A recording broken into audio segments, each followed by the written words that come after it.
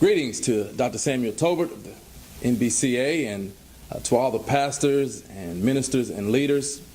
I'm Dr. Lewis Brogdon, former provost of Simmons College of Kentucky, and now currently I serve as a dean of institutional effectiveness and research, as well as a professor of Christian studies at Bluefield College.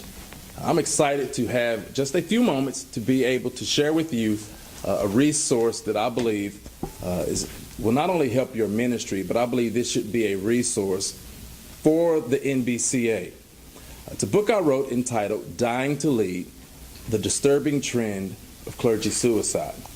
And so I just want to briefly interview myself to give us just some opportunities to reflect upon why I actually wrote this book. And as a scholar of the Black church, I was becoming increasingly aware of a number of very high-profile African-American pastors who were committing suicide.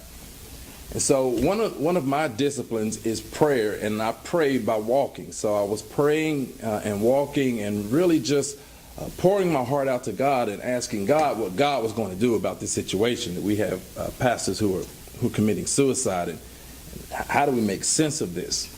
And so as I was walking, I felt God leading me to say, no, my question to you is, what are you going to do about it?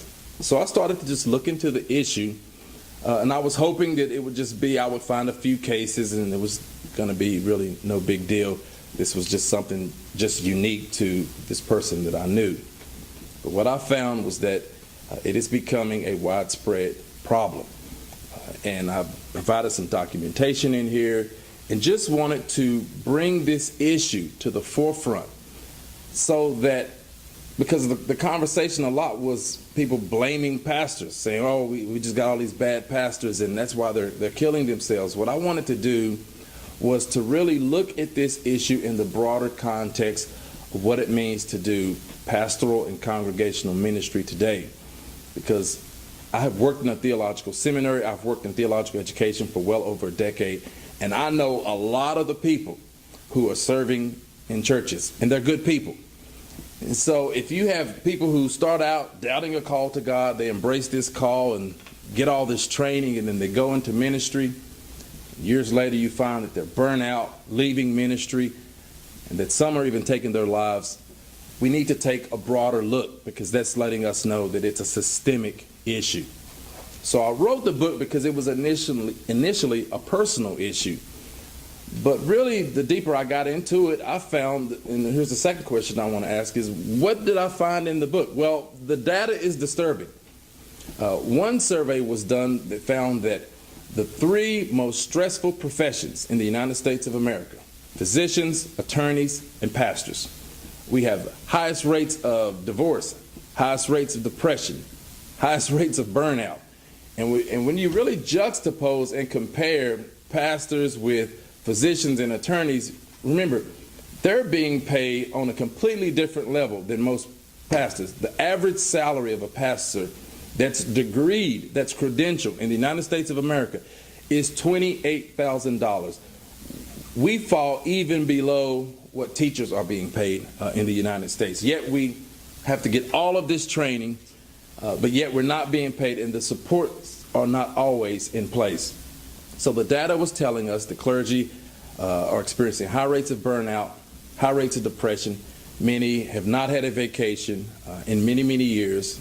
Obesity is a real problem, and that has been feeding some of the misconduct we are seeing, and issues of infidelity with clergy, because they're not taking care of themselves. They've taken on too much.